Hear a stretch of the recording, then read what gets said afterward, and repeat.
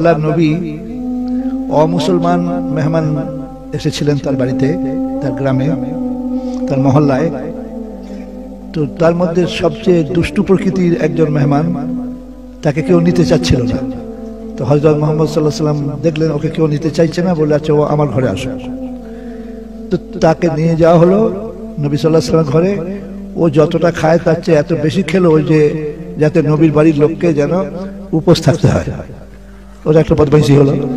আর দ্বিতীয় বদমাইশি হলো ভোরের বেলায় বিছানায় বালিশে পায়খানা করে দিয়ে চলে গেছে।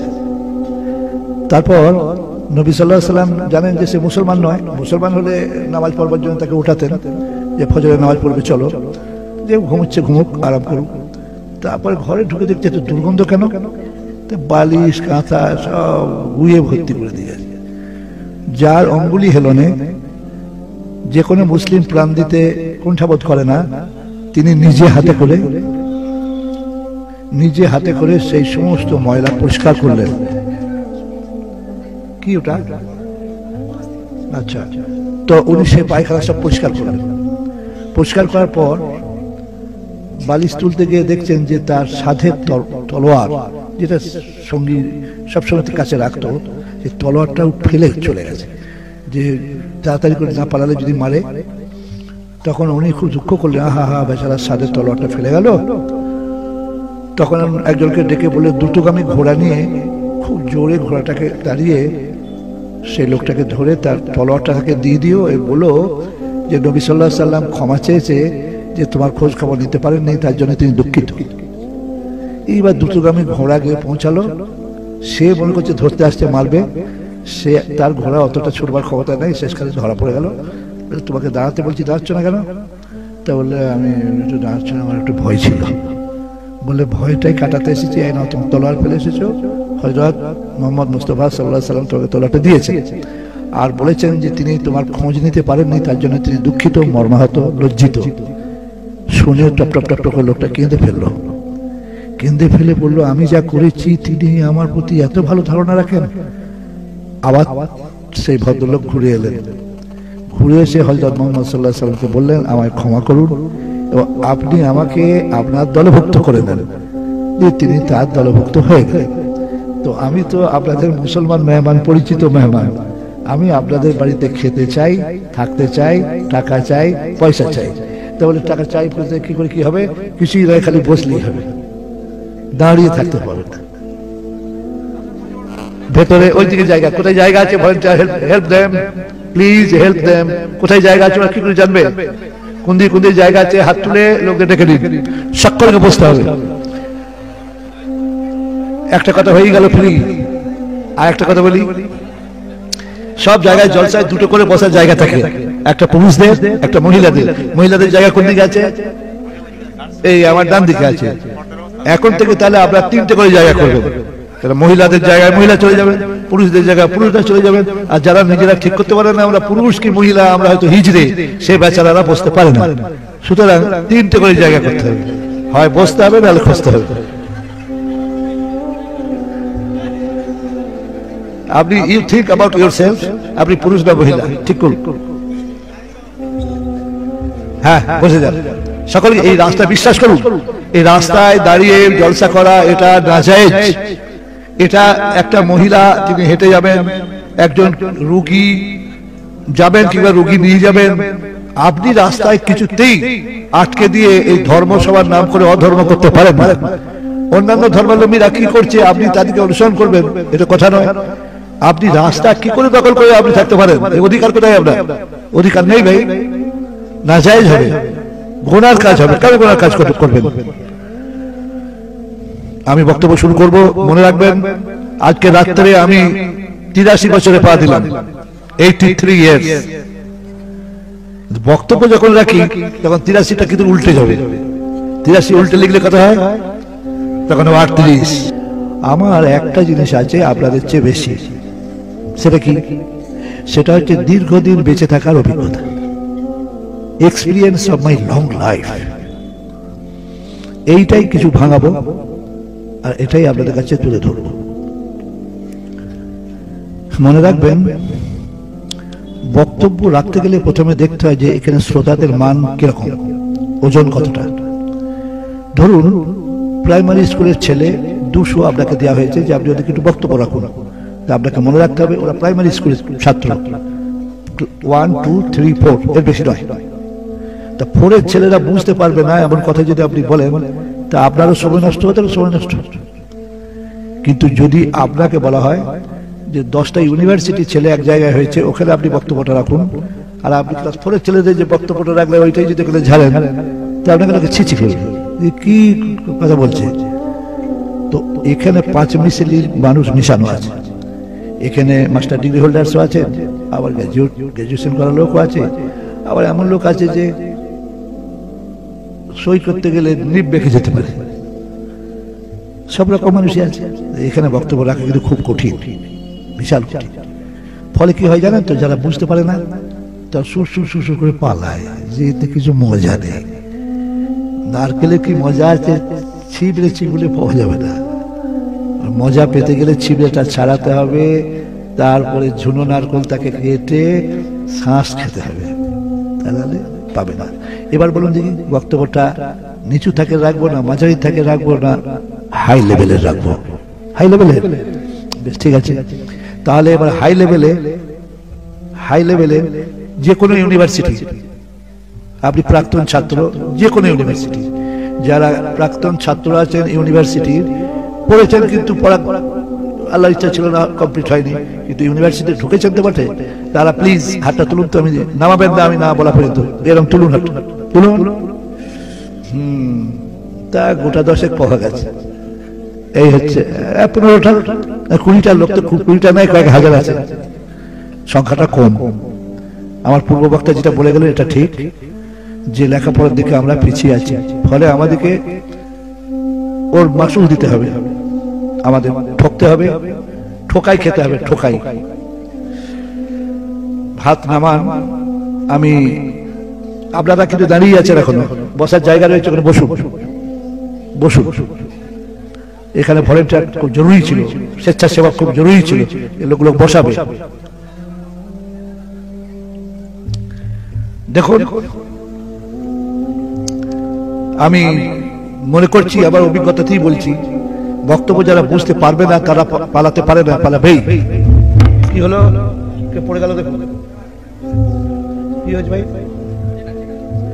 পালাবে সেই লোকটা, পালাবে না যে যার মোটরসাইকেল আমি এসেছি ও বসে আছে, ও না গেলে আমার যাওয়া যাবে না, সেই বসে থাকবে, বুঝতে পারুক আর না পারুক।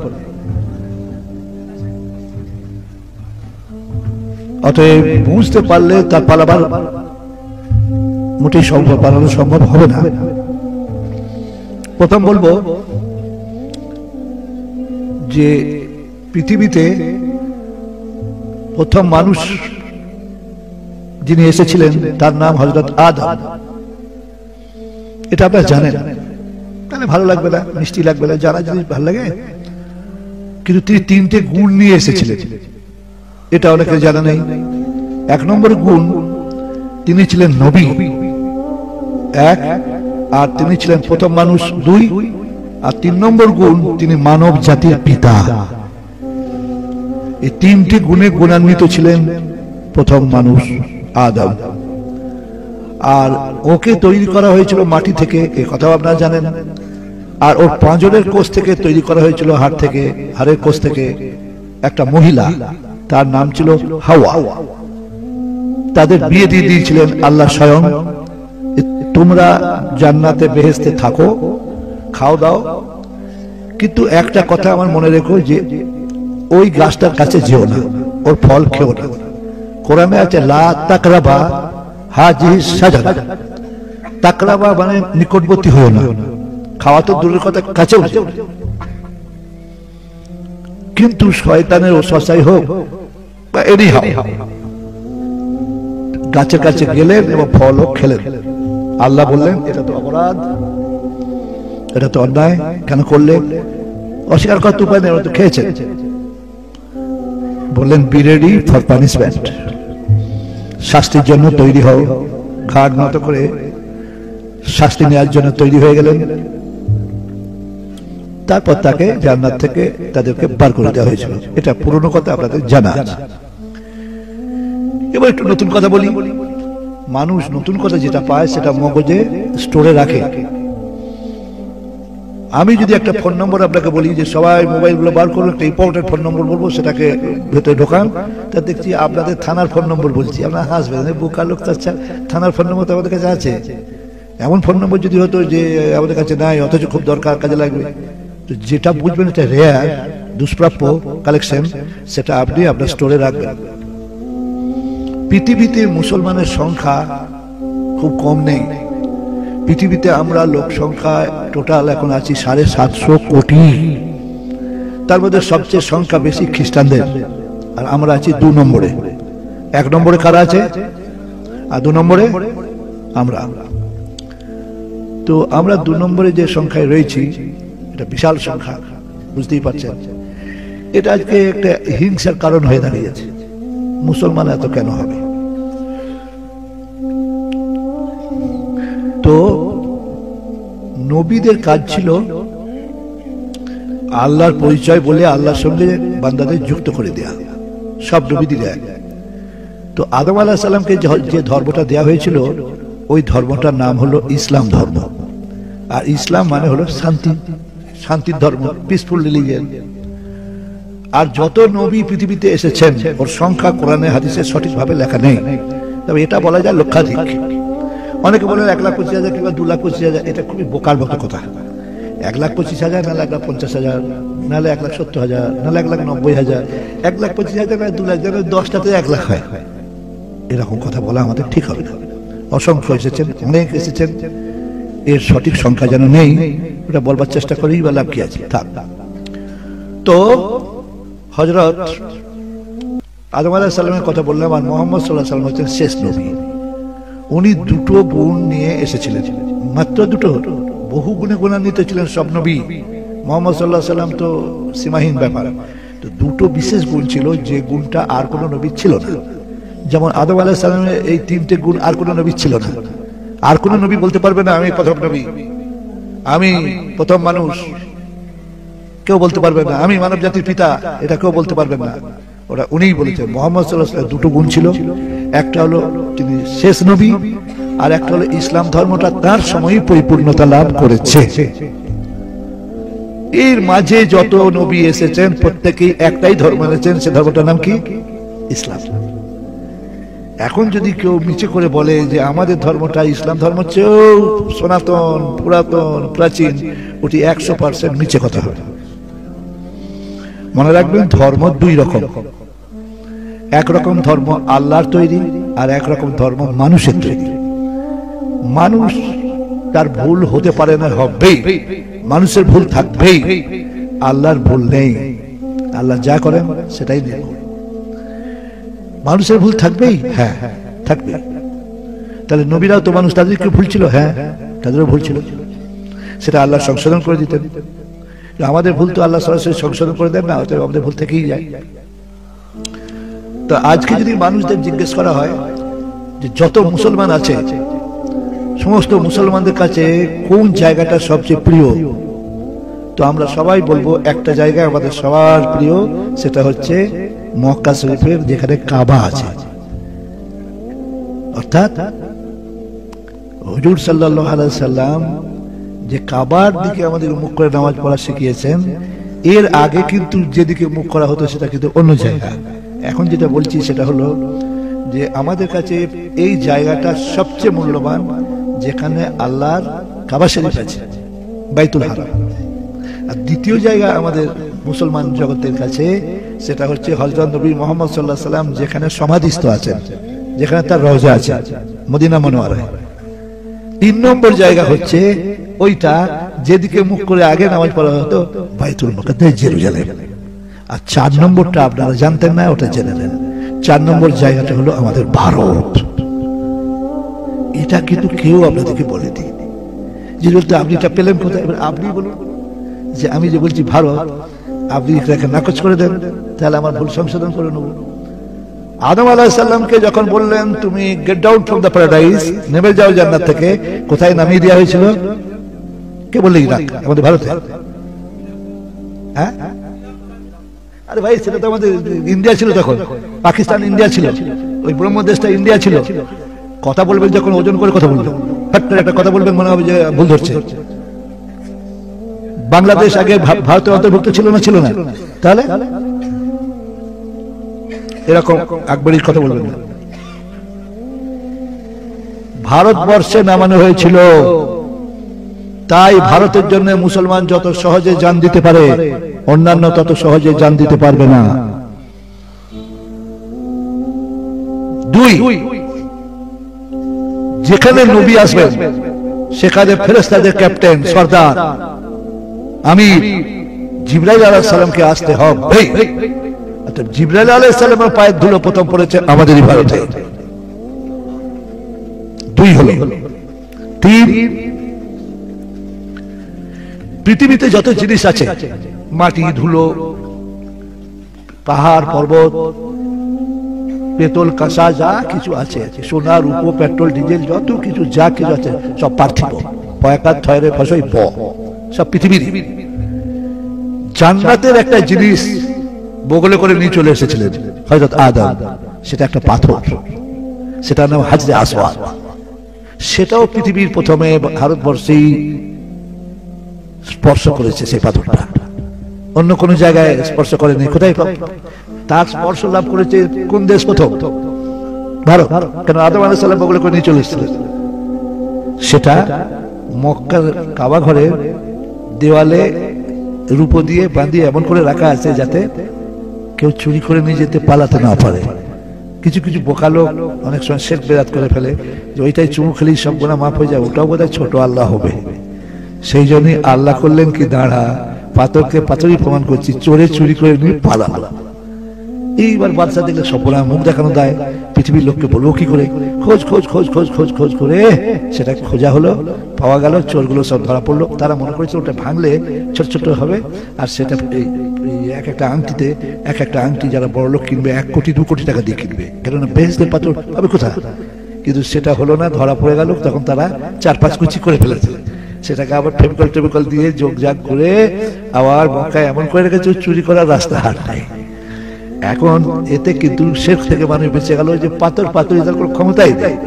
কেননা যখন চুরি করে দিয়ে গেল তাদের হাত করে যে এরকম হয়ে যেত, এরকম হয়ে যেত, তাহলে বুঝতাম যে হ্যাঁ, ওর কোনো ক্ষমতা, কিচ্ছু ক্ষমতা নেই পাথর। তবে চুমু খাওয়া হয় কেন? ধরুন আমার মা একটা রুমালে গোলাপ ফুল করে গেছেন, উদাহরণ দিচ্ছি। বলে উদাহরণ দিচ্ছেন, আপনাকে উদাহরণ দেওয়ার অধিকার কে দিয়েছে? আল্লাহ দিয়েছেন। আল্লাহ বলেছেন উদউ ইলা সাবিলি রাব্বিকা বিল হিকমাতি ওয়াল মাউইজাতিল হাসানাহ। তো সে গোলাপ ফুলটা করে দিয়ে গেছে, রুমালের কাপড়টা পচেও গেছে। যখন আমি দেখি আর অবাক, এটা আমার মা নিজে হাতে করে করেছিলেন, আঙুলের ফাঁকে ফাঁকে ছুঁচ দিয়ে করেছেন। আমার মা করেছিলেন। তার মানে এ নয় যে ওটা আমার ছোট আল্লাহ, যে ওর কিছু ক্ষমতা আছে আমাকে দেওয়ার। ঠিক হাজরা আসারটাও তাই। আর আমরা বোকা হাজিরা হজ করতে যাই যারা, চুমু খেতেই হবে,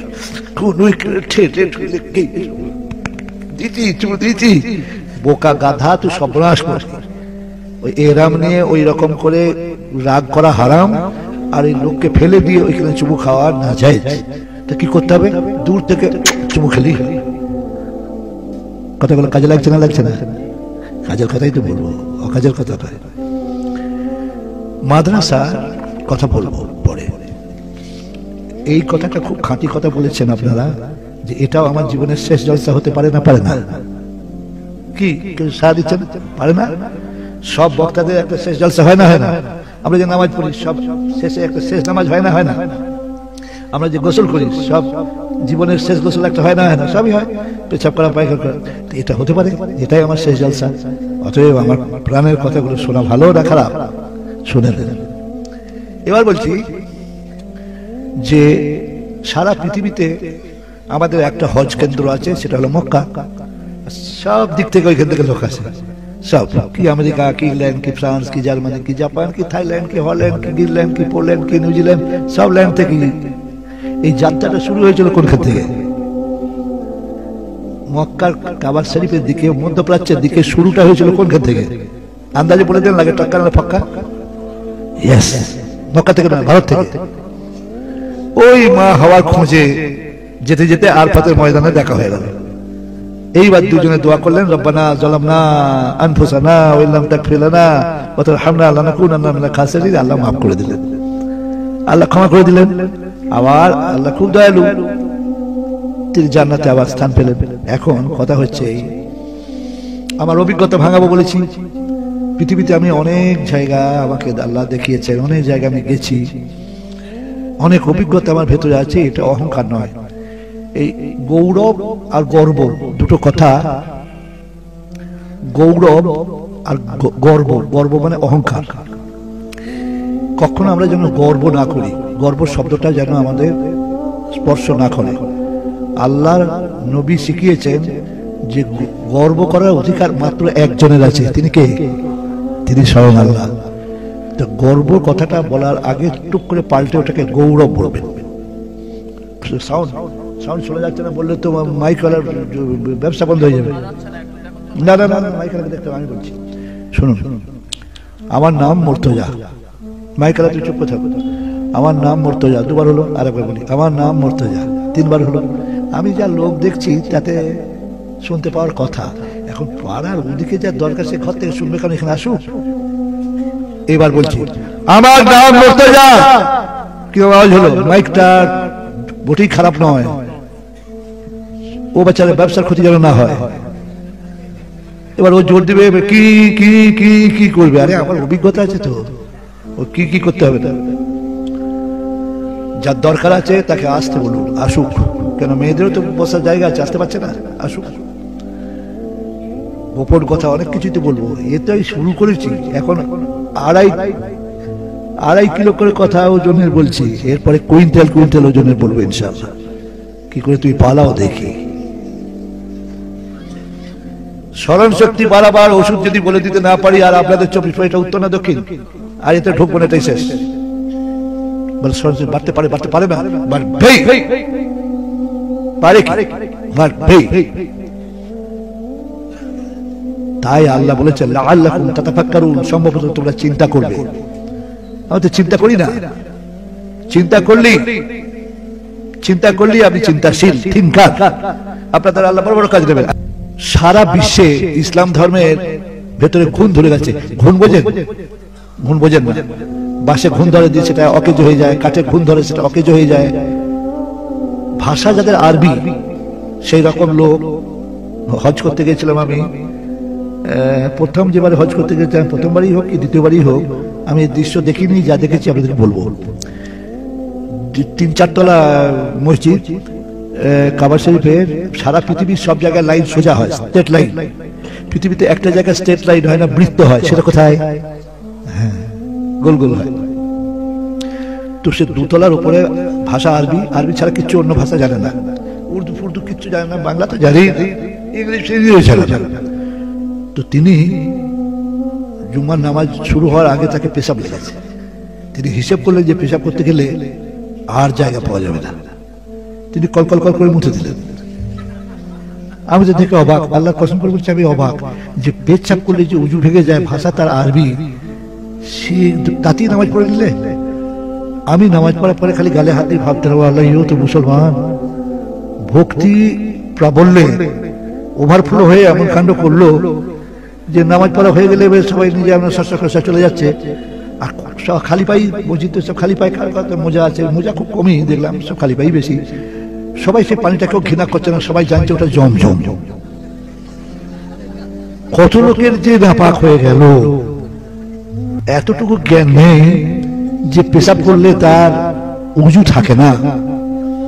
তাদের আরব দেশে বাড়ি, আরবের দুর্নাম করতে নেই, মানে মধ্যপ্রাচ্যে বাড়ি আর কি। ভালো করে মন দিয়ে শুনুন কথাগুলো, আবার বলছি। তারও ভাষা আরবি। তিনি আমার পাশে নামাজ পড়ছেন, বিশাল চেহারা, এই পা পর্যন্ত আল খেল্লা, খুব ভক্তির সাথে নামাজ পড়ছেন। আর আমার পাশে ফসফস করে নামাজ পড়ছেন, আমি তার সব শব্দগুলো শুনতে পাচ্ছি। এরকম করে নামাজ পড়ছেন। তিনি সূরা ফাতিহা পড়লেন, পরে সূরা ইখলাস শুরু করলেন। ইখলাস মানে কুল আল্লাহু আহাদ। কুল আল্লাহু আহাদ শুরু করছেন, আনতা আহাদ আনতা সামাদ। নামাজ হবে না, কুল বলতে হবে, কুল হু আল্লাহু বলতে হবে। এলেম নেই তাদের। তো অবস্থাটা আপনি কি দাঁড়ান। এবার আমি জর্ডন থেকে আমি আসছি থাইল্যান্ড, আল্লাহ সাক্ষী। এরোপ্লেনে আসছি, তো জর্ডানে কতগুলো সব লোক উঠলো, সব ভাষা আরবি, আর লাল টুকটুকে সব চেহারা, ঠোঁটগুলো সব লাল লাল। এরোপ্লেনে উঠে তারা মদের বোতল বার করলো। আল্লাহর কসম করে বলছি, হা করে হাসছে আর ঠাট্টা করে কোরআন শরীফের এই জায়গাটা পড়ছে,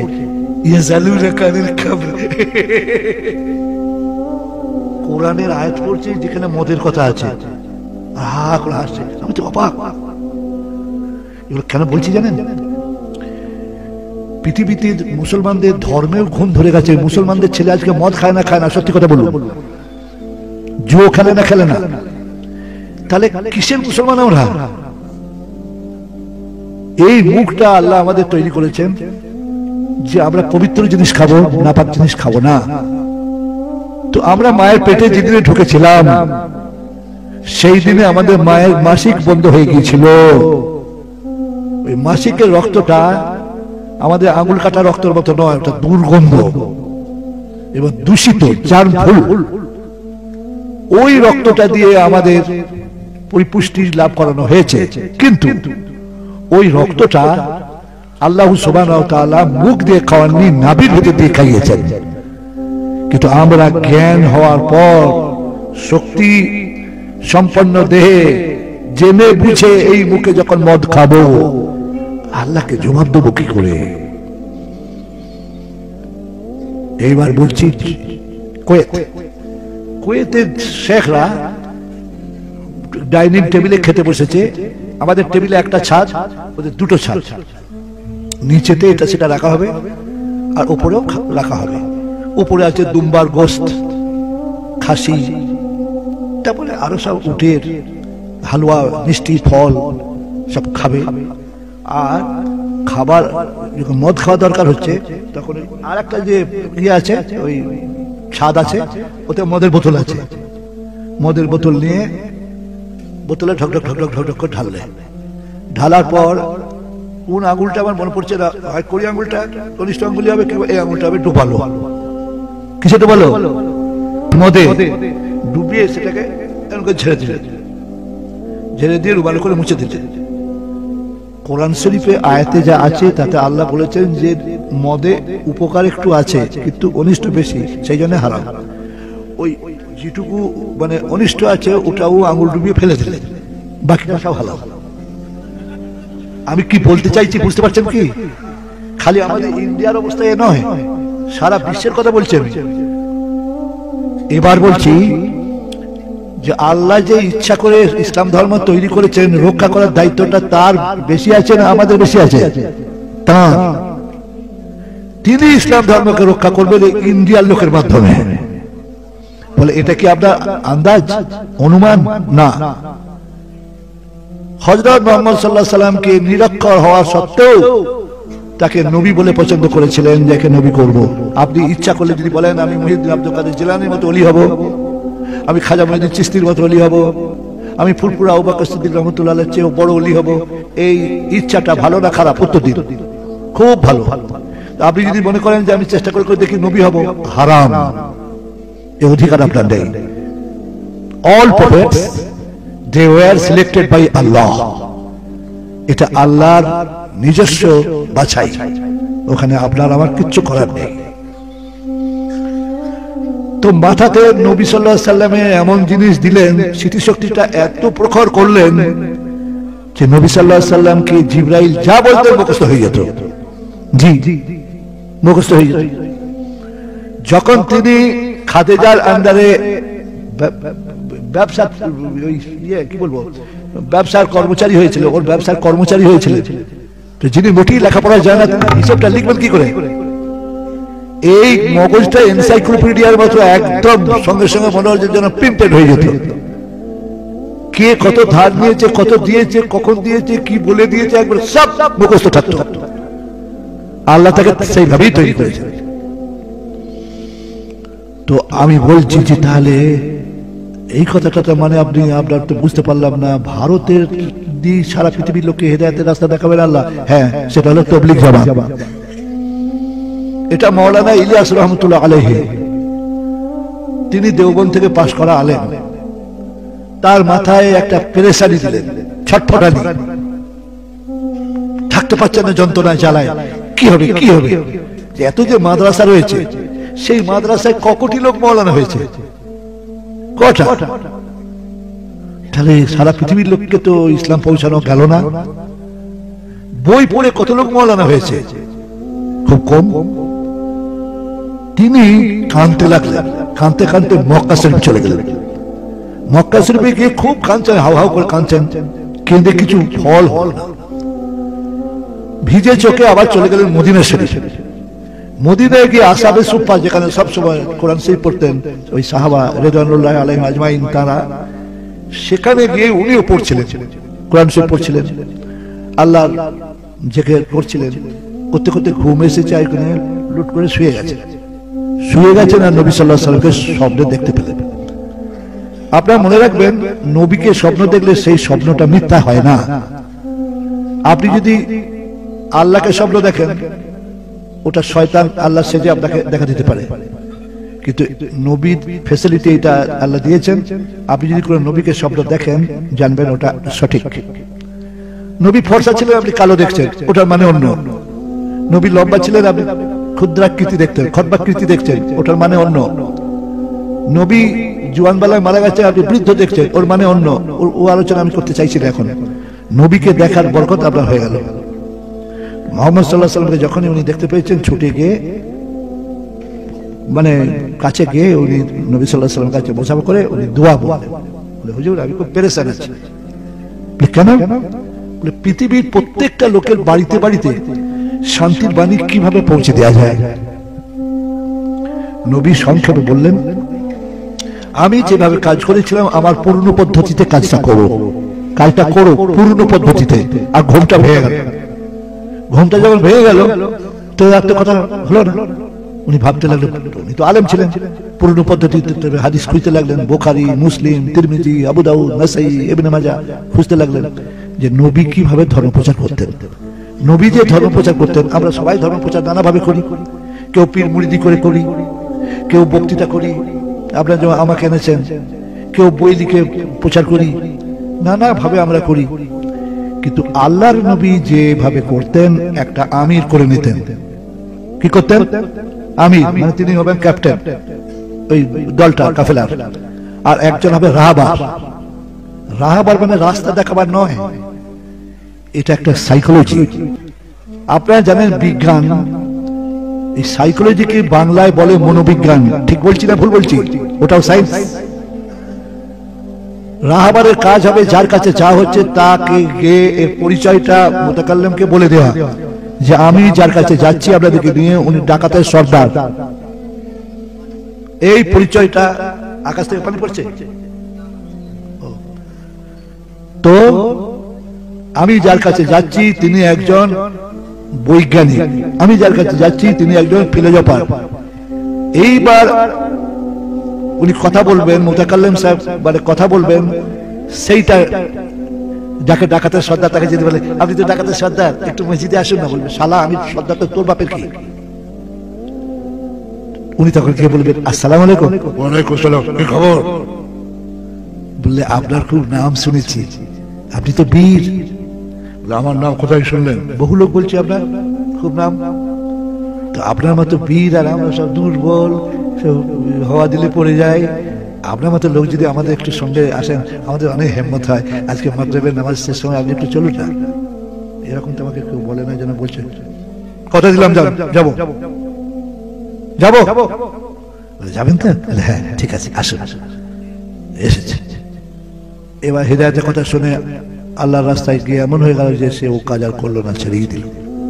তাহলে কলকাতায় একটা ঘটনা বলি। কলকাতায় পকেট মারার স্কুল আছে, জানেন? আপনারা অত জানেন না।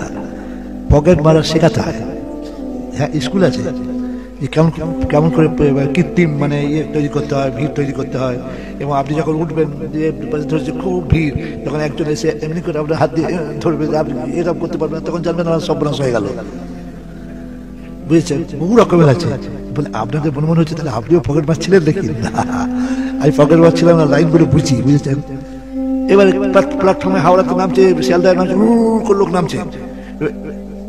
ভাই এত কার কাছে টাকা আছে ওরা জানতে হবে। ওগো কাদের কাছে টাকা আছে একটু বলো, বলবে কেউ? তখন বলবে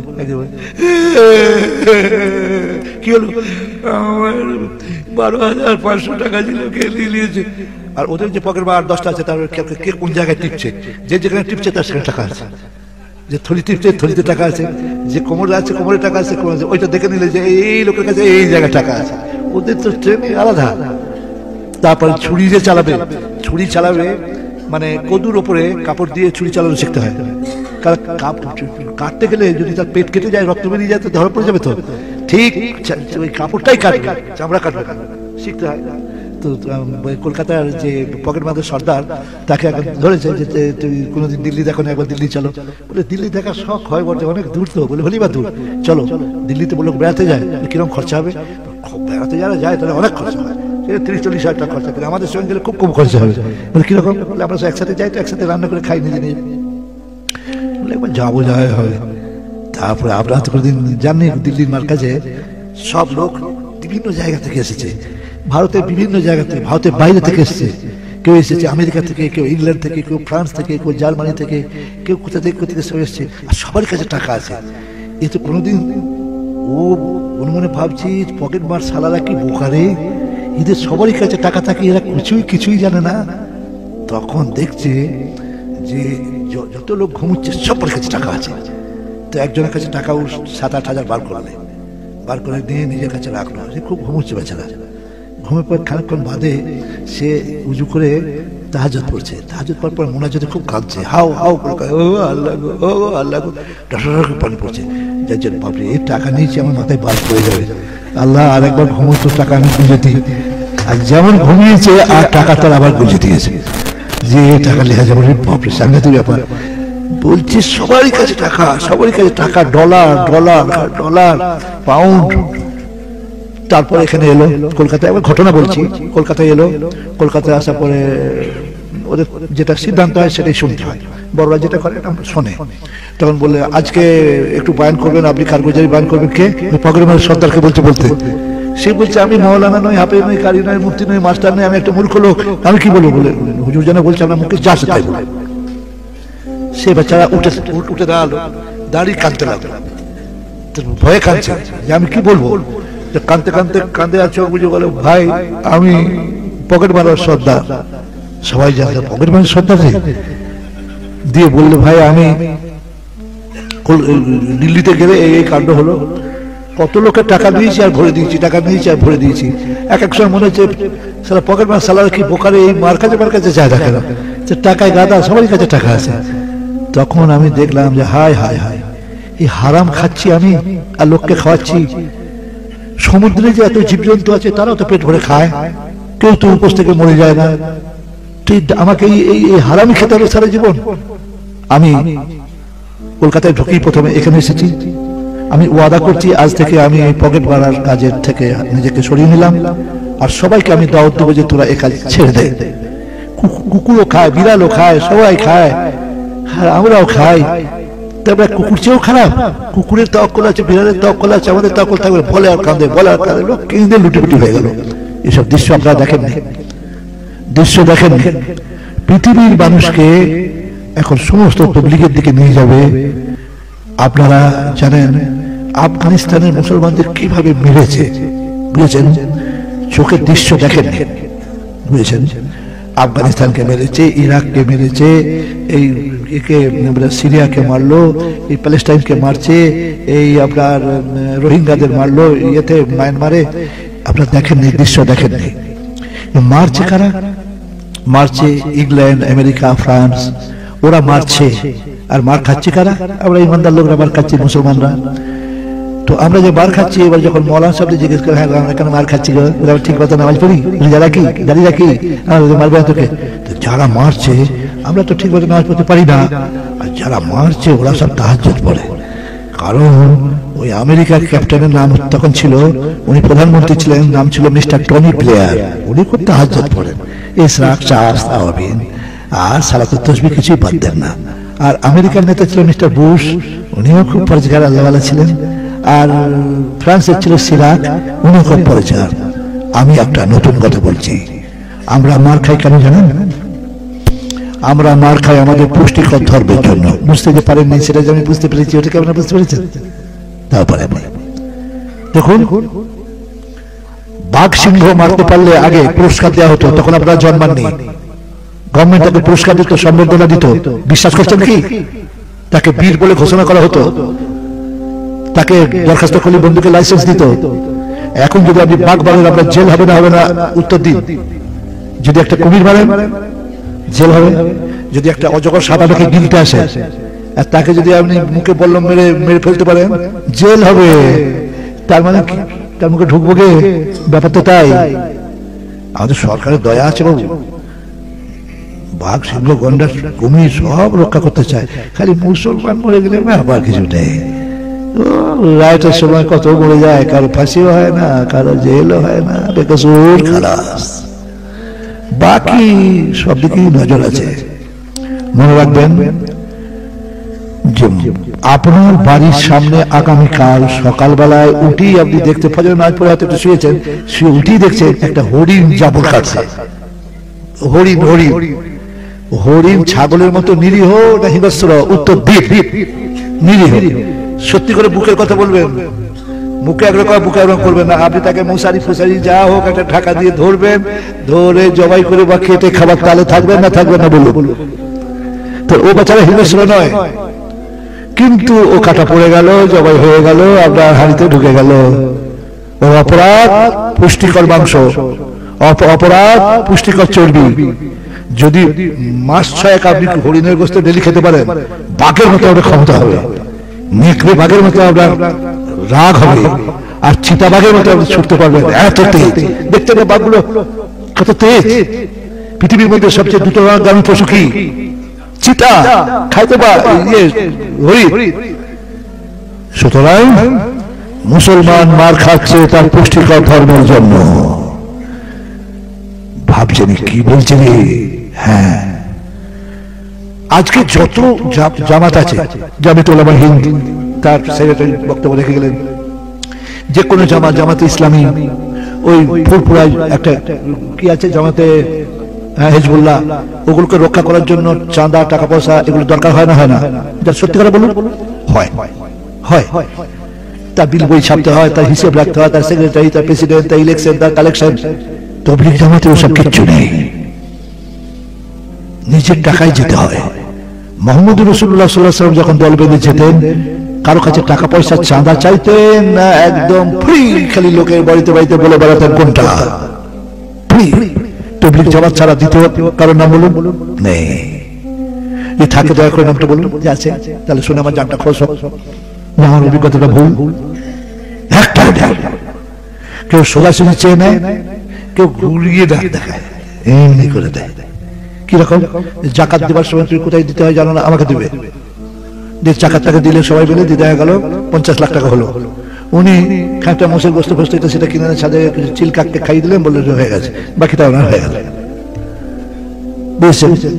এইভাবে সব হয়, হারাম হালাল এদিক ওদিক হয়ে যায়, যে যেমন করে পায় রোজগার করে খায়।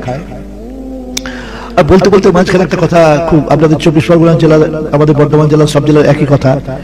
এই মসজিদের মোতাল্লি গুলো জান্নাতে যাবে কিনা সন্দেহ। এখানে যত মোতাল্লি আছে কি রাগ রাখছে, তাদের জান্নাত যাওয়া খুব কঠিন হবে। এই ইমাম সাহেব, মৌলানা সাহেবদের বেতন দেয় তারা 3000 4000। ইনসাফ করে বলুন তো, বুকে হাত দিয়ে 4000 টাকা সংসার চালানো যাবে? কই বলছেন না? তখন কি বলে যাবেন মোতাল্লি? আল্লাহ আপনি মৌলানা, আপনার টাকায় আল্লাহ বরকত দিলে আপনার এতেই চলে যাবে আস্তে।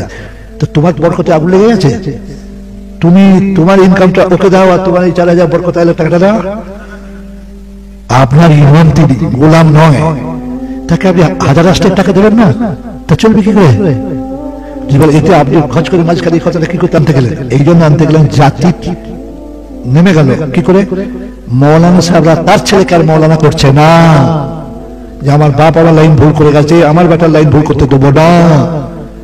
তাতে দরকার হবে আল্লাহর মর্জি, ও হবে দর্জি, পাকা ঘর করতে পারবে।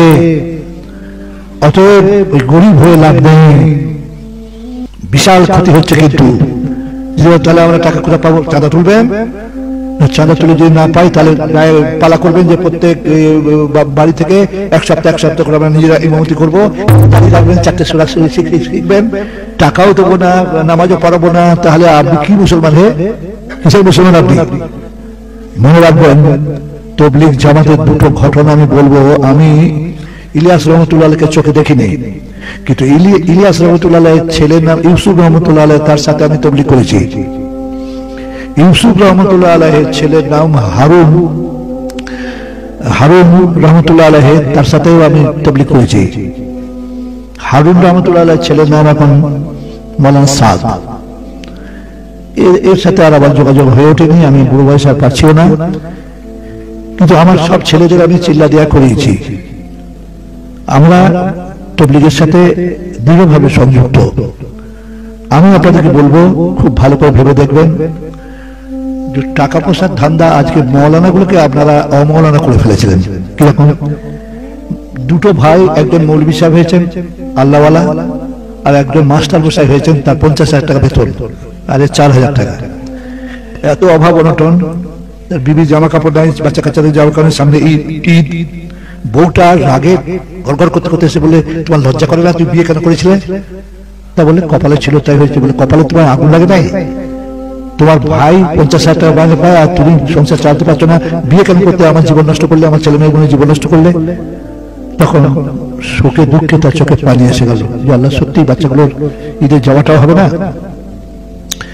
আল্লাহ কাছে কাঁদলে আল্লাহ কান্না, বান্দার কান্না বরদাস্ত করতে পারেন না। চোখের পানিটা যখন এসে আল্লাহকে ধরলো, আর দরজায় ঠকঠক করছে, কে? খুব দুঃখের সঙ্গে বলছে, কে? বলে, মৌলানা সাহেব আপনি আছেন? বলে, হ্যাঁ। দরজাটা খুলুন। খুলে দেখতে দাঁড়িয়ে আছে, কি সর্বনাশ হয়ে গেছে আমার। উনি ভাবছেন আমার সর্বনাশ হয়েছে, ওর আবার কি সর্বনাশ হয়েছে? কি হয়েছে তোমার? আমি গ্রামের, আমার অবস্থা খারাপ নয়, ভালো। আমি রাগের টানে বিবিকে তালাক দিয়ে দিয়েছি।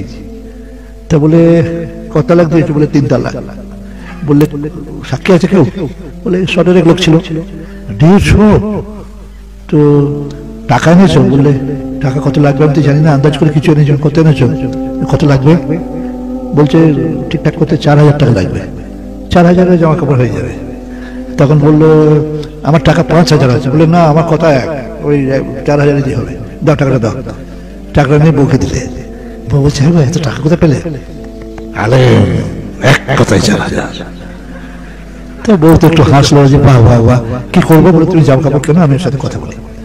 বলো বাবা মৌলানা সাহেব আমাকে কি হবে? বলে দেখুন, আমি কথাটা ভালো করে বলুন। আপনি যে গ্রামে বাস করেন, মাঝে মাঝে আপনাকে লোকে খেপা বলে না? দেখে তুমি সালা পাগলা, এরকম বলে না? বলে পাগলা বলবে কেন? আমি তো গ্রামে বিচার আমি করি। বলে তাহলে ও লাইনে তো যাওয়া যাবে না, টাকা তো খরচ হয়ে গেছে। টাকা তো খরচ হয়ে গেছে, কি করা যায় এবার? আচ্ছা তোমার মাঝে মাঝে মাথায় গোলমাল হয় না? বলে মাথায় কেন গোলমাল হবে? আমি বিএ পাস, গ্রাজুয়েট, মাথায় গোলমাল কেন হবে? আচ্ছা কোন নেশা টেশা খান নাকি? নেশার ঘুরে ঘুরে কিছু বলেছেন? না না। বলে আমি বিড়ি সিগারেট পানও খাই না, দেখতে না দাঁতগুলো সাদা ধরতে পারে? বলো বাবা, তাহলে ওর লাইনটাও তো ধরা যাচ্ছে না। আচ্ছা ঠিক কি বলেছিল বলদিন? বলে আমি বলেছিলাম আমি তোকে 3 তালাক দিচ্ছি, 10 তালাক, 1000 তালাক, লাখ তালাক, কোটি তালাক, যে তালাক দিলে কোনোদিন বউ লিয়ে যায় না সেই তালাক দিচ্ছি। এতটা বলে ফেলেছেন? বলে হ্যাঁ। আর 150 লোক ছিল? বলে 150 লোক ছিল। তা সব শুনলো? বলে শুনলো, এবার রেকর্ড করে নিল সেই ইয়ে করে। তাই দেখে? বলে হ্যাঁ। আচ্ছা ঠিক ঠিক তালাক শব্দটা কিরকম করে বলেছেন?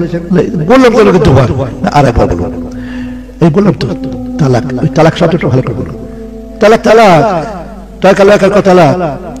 বলে আরবিতে আছে তৈ অক্ষর, আর শেষে আছে 2 নুক্তাওয়ালা কফ, উচ্চারণটা হবে তলক্ক। তলক্ক হক্কা করে আমি বলি যাও হয়নি। আবার হাসছেন তো? গোনাটা আপনাদের গ্রামের সবারই হয়েছে জানেন। ও কি করবে? চুরি করবে না ডাকাতি করবে? জিন। বলে আমার বিবি জ্বর ছাড়ছে না, বলে বেলাবো জানো মেপে বললে জিন পেয়েছে। যত জিন পশ্চিমবাংলা বাংলাদেশে ঘুরঘুর ঘুরঘুর করছে, ওরা কি আমেরিকা, ইংল্যান্ড, ফ্রান্সে ভিসা পায় না, পাসপোর্ট পায় না? বুঝতে পারছে না এই সব মূর্খ লোকগুলো কি যে জিন পায়? জিন আছে, ওমা খালাকুল জিন্না ওয়াল ইনসা ইল্লা লিয়াবুদুন, সব জিন। জিনেরা খেয়ে কাজ নেই। আর খালি মেয়ে মানুষগুলো কি ধরে? MA MSc MCom MTech pass করা মেয়েকে একটা ধরছে না তো, সে মূর্খগুলো কি ধরছে, কি ব্যাপার?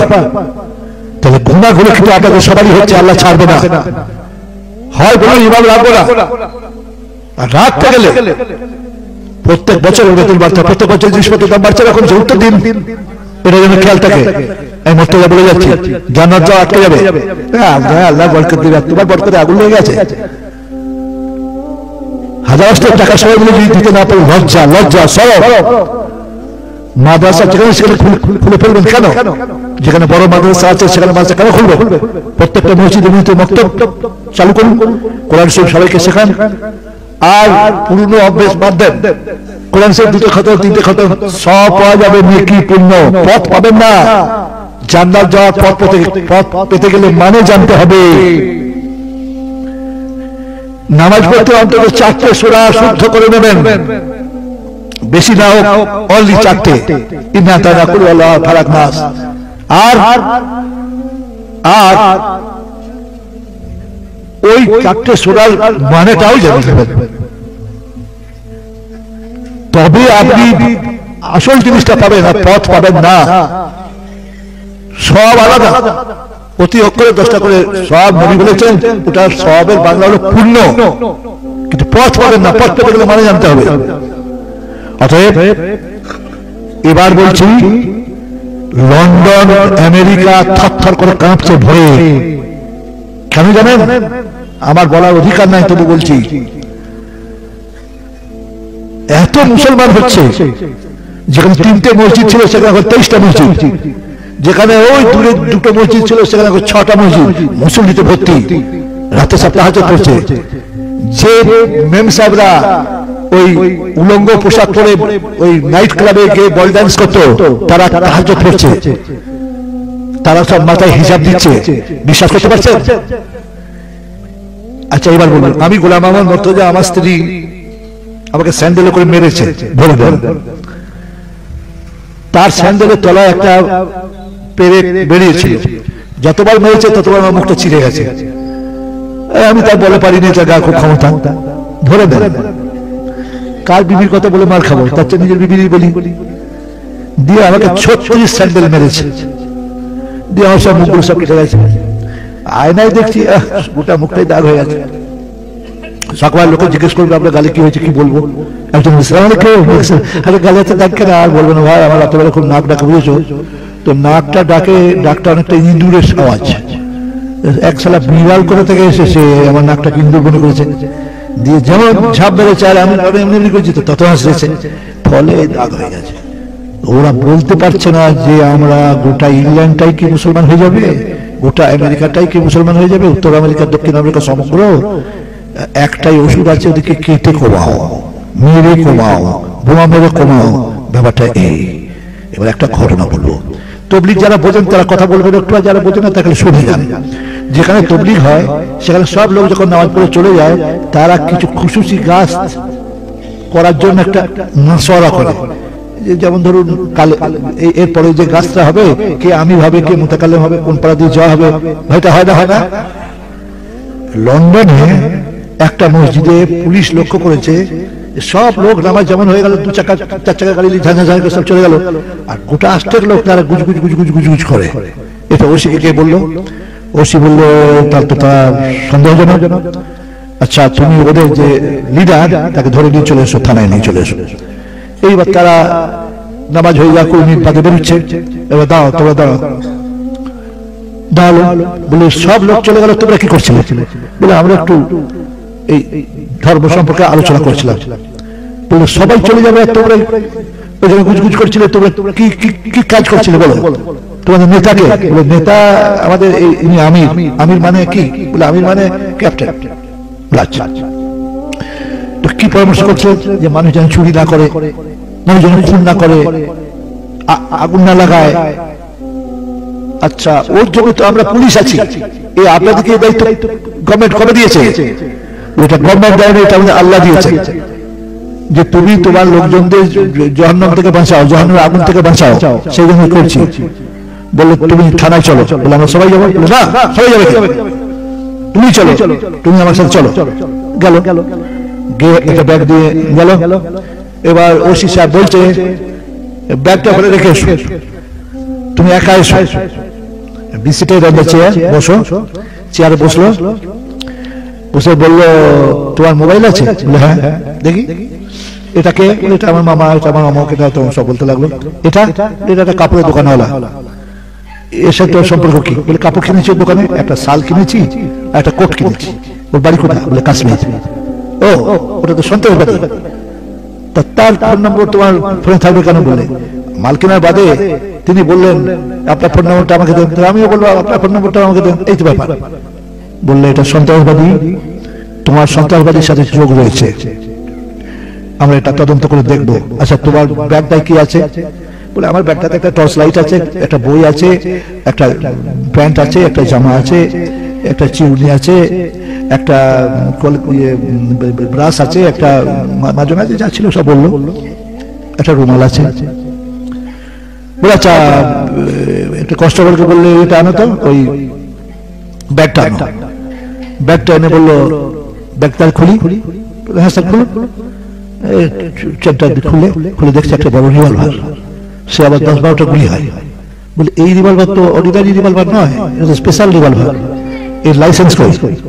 বলে দেখুন আমাকে খুব লজ্জা লাগছে আপনাদের কথা শুনে, আমি জীবনে কোনোদিন রিভলভার টাচ করিনি কখনো, কারো রিভলভার আমি কোনোদিন ছুঁইনি। তাহলে এটা আপনারা কেউ ঢুকিয়ে দিয়েছেন? Idiot, nonsense. আপনি যাই গাড়ি দিন স্যার, এটা আমার নয়, আর আমার নয় লাইসেন্স ফাইসেন্স আমি কিছুই জানি না। তোমাকে আটকে রাখা হলো, তোমার বাড়িতে খবর দাও, তোমাকে জামিন করাবার ব্যবস্থা করবে, তোমার নামে কেস দেওয়া হলো। কেস দেওয়া হলো তো বিনা লাইসেন্সে অস্ত্র রাখার কারণে ও 8 বছর জেল হয়ে গেল। কত বছর? 8 years জেল। আপনাদের বোধহয় জানা আছে যে যখন খাদ্যমন্ত্রী হয়, শিক্ষামন্ত্রী হয়, কৃষি মন্ত্রী হয়, তখন জেলেরও মন্ত্রী হয়, জানেন তো? কারামন্ত্রী জানেন না? হ্যাঁ, জেলেরও মন্ত্রী হয়। তো জেলের নিয়ম, আপনারা তো ভালো লোক, জেল খাটার নিয়ে আমি যে জেল খেটেছি, অনেকবার জেলে গেছি। তো জেলে যারা ভালো ব্যবহার করে তাদেরকে 2-1 বছর আগে ছেড়ে দেয়। ভালো ব্যবহার কাকে বলে সেটা আপনারা জানেন না। আপনারা যে জানেন না ওটা আমি জানি। ভালো ব্যবহার মানে হলো যে জেলখানা থেকে পালাবার চেষ্টা করবে না, সে হলো ভালো লোক। তো জেলখানা থেকে পালাবার চেষ্টা করে, তাই ওকে 6 বছরে ছেড়ে দেওয়া হয়েছে। ক বছরে? তাহলে ক বছর আগে সে বাড়ি গেল? বিফোর 2 years ও বাড়ি চলে গেল। এইবার জেল মন্ত্রীকে এই জেলের সুপারিনটেন্ডেন্ট ফোন করছে, হ্যালো স্যার, আপনি মিনিস্টার সাহেব? বলে হ্যাঁ। বলে আপনার সাথে একটু কথা বলবো। বলে তুমি খুব বিরক্ত করো আমাকে, কত জেল আছে, সব জেলের সুপাররা যদি আমাকে এইভাবে বিরক্ত করে, আপনি কেন এত বেশি ফোন করেন আমাকে? বলে স্যার এটা খুব ইম্পর্টেন্ট কথা, আপনি শুনুন। বলো। যাকে আমরা রিভলভারে কেস দিয়েছিলাম তাকে কাল ছেড়ে দিয়েছি। ইডিয়েটের মতো কথা বলছো কেন? এই ফোনটা যদি ধরা পড়ে যায় তো তোমার আমার চাকরি চলে যাবে। তো এইসব কথা ফোনে বলে? হ্যাঁ, আর ছেড়ে দিয়েছি চলে গেছে, হয়ে গেছে। আমি আপনাকে কোনোদিন ফোন করবো না, চেষ্টা করবো যাতে আপনাকে ফোন করতে না হয়। আমার কথা শেষ হয় না, আপনাকে গোটা কথাটা শুনতে হবে। বলে আবার কি গোটা কথা আছে? ছেড়ে দিয়েছে বাড়ি চলে গেছে, আবার কি? বলে না, সেই লোকটা যে 6 বছর ছিল, সে 556 জনকে মুসলমান করে দিয়ে চলে গেছে। কি বলে? কি বলে বলে আমার বলতে ভুল হলো আপনাকে। তাহলে কত? 556, ওটা ভুল হয়, মুসলমান করে দিয়ে চলে যাবে, মৌলবি করে দিয়ে গেছে। বলে মৌলবি মানে সব করে দাঁড়িয়ে রেখেছে। আর আমরা তো জানি মুসলমানরা 5 বার নামাজ পড়ে, ও শালারা রাতের বেলা উঠে নামাজ পড়ে। তার মানে কি নামাজ ওটা? বলো কি? বলে হ্যাঁ, ওই রকম গোটা 5 লোক যদি এখানে পাঠান তাহলে আমার মনে হয় এটা মুসলমান তৈরি ভালো কারখানা হবে। আর আপনাকে আমি বেশি ফোন করতে চাই না। এসব কথা আমি কিন্তু যদি বলেন আপনি বলেছেন, আমি বলবো আমি গল্প করেছি, আমি প্রমাণ করতে যাব না। তবলিগ জামাতের তরফ থেকে কখনো কাগজ ছাপা হয় না। এখানে যে কাগজ ছাপছে আপনাদের এখানে, এটা উসুলের খেলাফ হয়েছে। ইলিয়াস রহমতুল্লাহ আলাইহি থেকে নিয়ে প্রথম কাগজ ছাপা পৃথিবীর মধ্যে এখানে হলো। আর সারা ওয়ার্ল্ডে এমন কোন রাষ্ট্র নেই যে রাষ্ট্রে জামাত কাজ করছে না। আপনি একবার দেশের নাম বলুন যেখানে কাজ করছে না। সারা ওয়ার্ল্ডে কাজ চলছে। এ কাজ চলবে কেন? এটা নবী সাল্লাল্লাহু আলাইহি ওয়াসাল্লামের কাজ। এবার মাদ্রাসাওয়ালারা ভাবছে মাদ্রাসা কথা বলছে না তো, এই তো সব অন্য হয়ে যাচ্ছে। আমি নিজেও মাদ্রাসাওয়ালা, আমার মাদ্রাসাতেও ছেলে আছে, মেয়ে আছে, স্কুল আছে, অন্ধ স্কুল আছে, হাই মাদ্রাসা আছে। আলহামদুলিল্লাহ আমাদের জলসা প্রত্যেক বছর আমরা করি।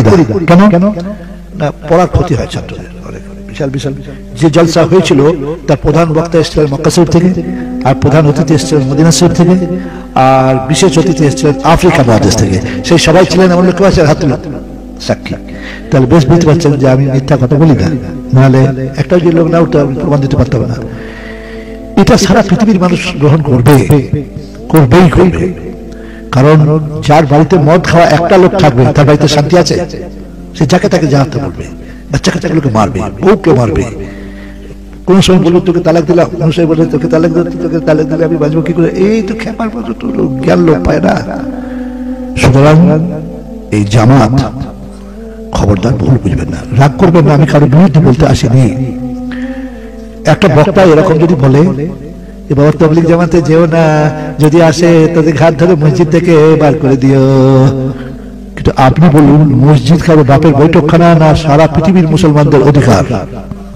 আপনি কি করে তাকে বার করবেন? মসজিদে আপনি মোতাল্লি, একটা লোক নামাজ পড়ছে তার দাড়ি নাই, আপনি বলতে পারেন আমি মসজিদ টাকা দিয়ে করেছি, দাড়ি যার নেই তাকে ঢুকতে দেবো না বলার অধিকার আপনার আছে? উত্তরটা দিন। নেই, আপনি বলতে পারেন না।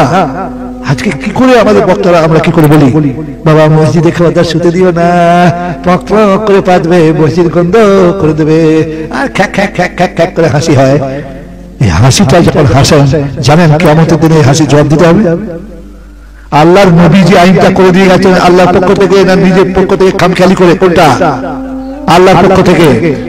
যদি কোন মুসাফির মসজিদে শোয় আর খায় আর রাতে থাকে, দিনে খায়, তার জন্য আমি গোলাম আহমদ বর্তমানে আমি মুসাফির, তাকান আমার দিকে।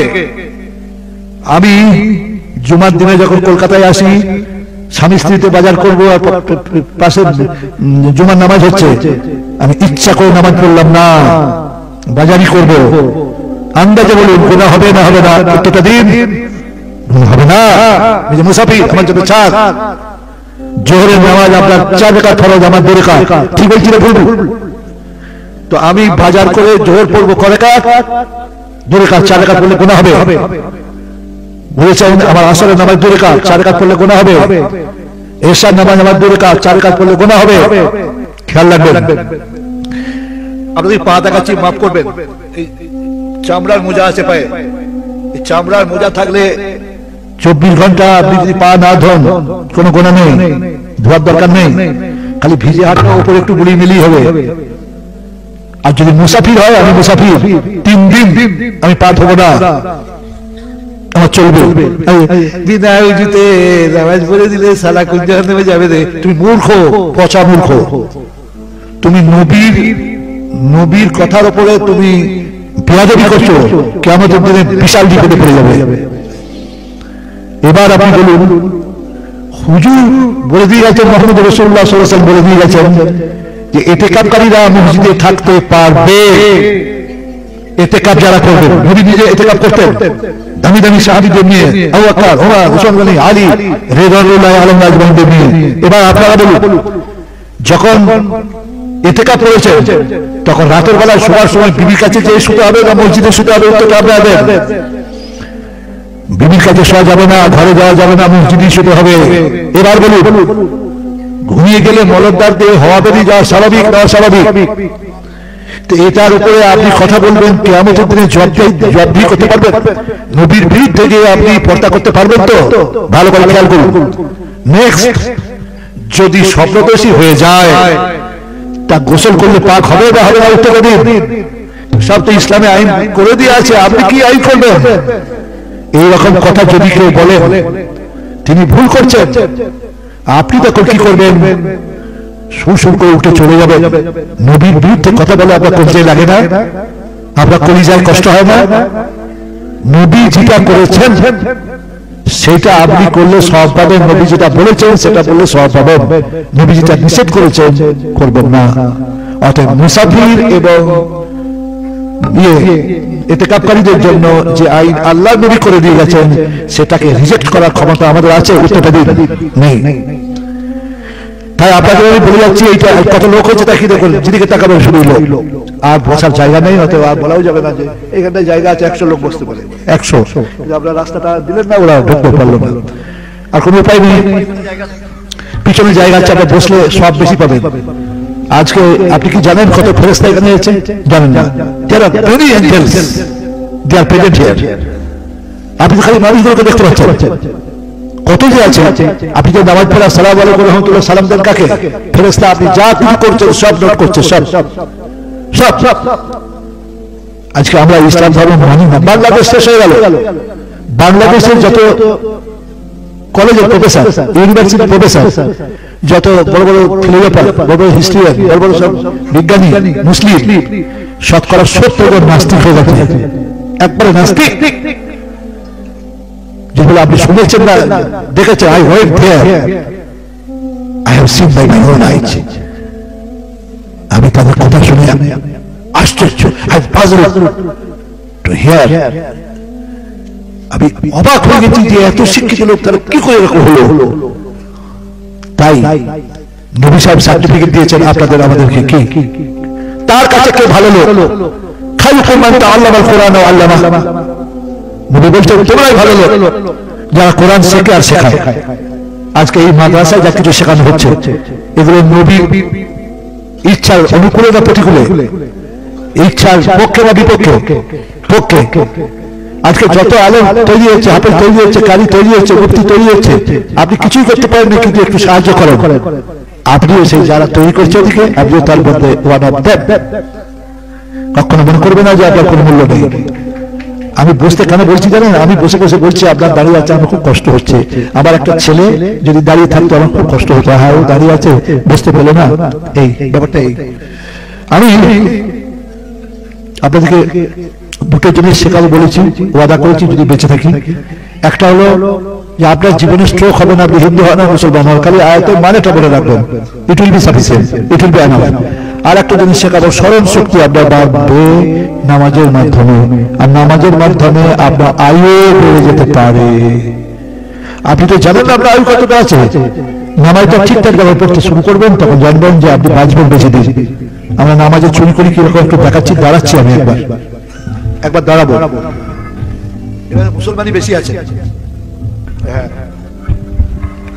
দেখুন আস্তে আস্তে আস্তে। যারা বিজ্ঞান পড়েছেন, বিজ্ঞান জানেন, তাদের জিজ্ঞেস করছি যে দেখবেন বাঁদরের যেখানে কঙ্কাল আছে সেটা বাঁদরের কঙ্কাল, কিন্তু শিম্পাঞ্জির কাছে উঁচু, আর গরিলার আরেকটু উঁচু, আর বন মানুষের আরেকটু উঁচু, আর মানুষের একদম সোজা। মেরুদণ্ড, হ্যাঁ ইয়েস, মেরুদণ্ড যার যত সোজা সে বেশি দিন বাঁচবে। কিন্তু আমরা যখন নামাজ পড়তে, কেউ তো শেখায় না, আমরা যখন নামাজ পড়তে আমি এটা তুলছি, তখন আমরা বাঁদর মার কাছে দাঁড়াই কিরকম,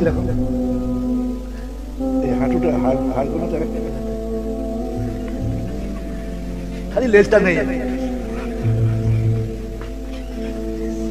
হ্যাঁ, আমাদের শেখাবার লোক নেই, এরকম ভক্তির সাথেই নামাজ পড়ে। আল্লাহ, এ বাঁদর মার খা সোজা। কাবা শরীফের দিকে হাত হবে, আপনার গালটা কাবা শরীফ কবে থেকে হলো? এই দিকে নয়, এই দিকে হবে। শেখাবার লোক নেই। আবার উঠবার সময় সোজা হবে, ওই খুচুক করে গেলে হবে না। সালাম ফিরবার সময় আমরা কি করি? ফাঁকি, কানটাকে সরিয়ে আনি। কান সরিয়ে আনার তো ব্যাপার নেই, ঘাটটা এরকম হবে, ঘাটটা এরকম হবে, কানতে হবে না। সেজদার সময় তাই খুচুক করে খুচুক। হ্যাঁ, এবার মনে রাখবে আল্লাহর নবী স্পষ্ট করে বলেছেন যে নামাজে যারা চুরি করে ওই দুটো জায়গায় যারা নিকৃষ্ট চোর। আমি আলেম ভাইদের জিজ্ঞেস করতে বলেছেন না বলেনি? তো কেন আপনার সারা পৃথিবীর লোক যদি নামাজ পড়ে আল্লাহর 100 পরিমাণে উপকার হবে? হবে না। আর সারা পৃথিবীর লোক যদি বেঈমান হয়ে যায় আল্লাহর একটু ক্ষতি হবে না? আমার জন্য আল্লাহ বললেন, আমি ওইটাই বুঝতে পারলাম না।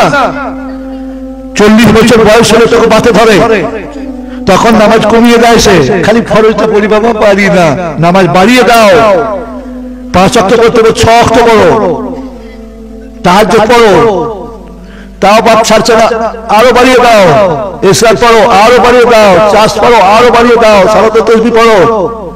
আমি নামাজ পড়ি নামাজির মতো।